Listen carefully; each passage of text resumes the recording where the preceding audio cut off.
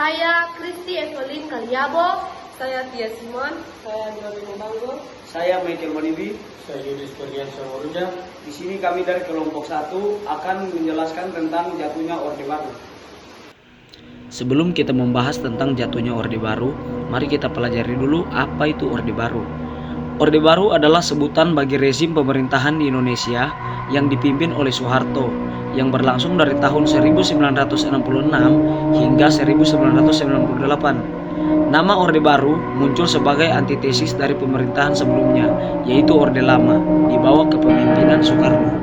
Lahirnya Orde Baru berawal dari peristiwa G30S PKI pada 30 September 1965 yang menyebabkan situasi politik menjadi tidak stabil ditambah dengan krisis ekonomi yang melanda. Dalam kondisi tersebut, Soeharto menerima surat perintah 11 Maret 1966 yang dikenal juga sebagai Super Semar yang memberinya wewenang untuk memulihkan ketertiban dan keamanan nasional. Pemerintahan Orde Baru berfokus pada stabilitas politik dan keamanan dengan mengutamakan pembangunan ekonomi yang terencana. Selama masa ini, Indonesia mengalami pertumbuhan ekonomi yang pesat, tetapi juga diwarnai dengan otoritarianisme, korupsi, kolusi, dan nepotisme atau KKN yang merajalela. Pada masa Orde Baru, kebebasan bicara sangat dibatasi.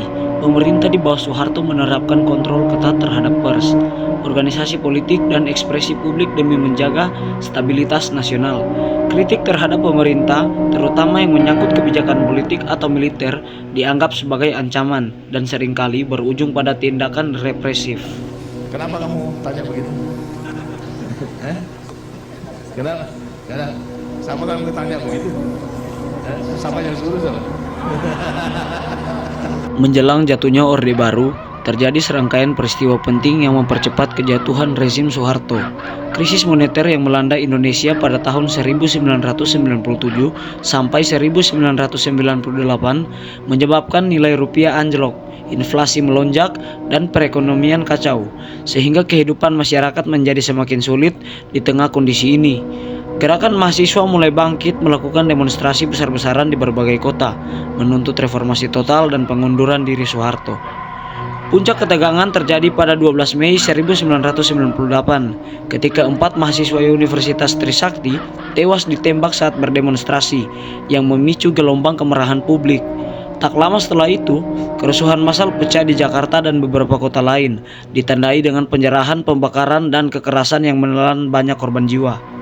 Tekanan politik semakin kuat, baik dari DPR, MPR maupun elit politik yang mendesak Soeharto untuk mundur. Akhirnya, pada 21 Mei 1998, Soeharto resmi mengundurkan diri setelah lebih dari 3 dekade berkuasa, menandai berakhirnya era Orde Baru dan dimulainya masa reformasi. Presiden Republik Indonesia, Pak Soeharto akan menyatakan secara resmi pengunduran dirinya dari jabatan sebagai Jatuhnya Orde Baru pada Mei 1998 merupakan salah satu peristiwa paling bersejarah di Indonesia yang menandai berakhirnya kekuasaan Soeharto setelah lebih dari 32 tahun memimpin. Proses kejatuhan ini tidak terjadi secara tiba-tiba, melainkan melalui rangkaian krisis yang saling terkait. Jatuhnya Orde Baru membawa dampak yang signifikan bagi Indonesia. Dalam bidang politik, era reformasi pun dimulai, ditandai dengan kebebasan berpendapat, pemilu yang lebih demokratis, dan pelaksanaan otonomi daerah. Di bidang ekonomi, Indonesia perlahan bangkit melalui berbagai reformasi, meskipun ketimpangan sosial, pengangguran, dan kemiskinan masih menjadi tantangan yang berat. Sementara itu, dalam aspek sosial, kesadaran akan hak asasi manusia meningkat, pers menjadi lebih bebas, dan masyarakat mulai berpartisipasi aktif dalam proses politik. Sekian pembahasan dari kami kelompok 1, kami ucapkan Terima kasih. Apa guna punya ilmu tinggi kalau hanya untuk mengibuli? Apa guna banyak baca buku kalau mulut kau bungkam di mana-mana moncong senjata, berdiri gagah kong kali kong dengan kaum cukong di desa-desa rakyat tidak menjual tanah, tapi dengan harga murah.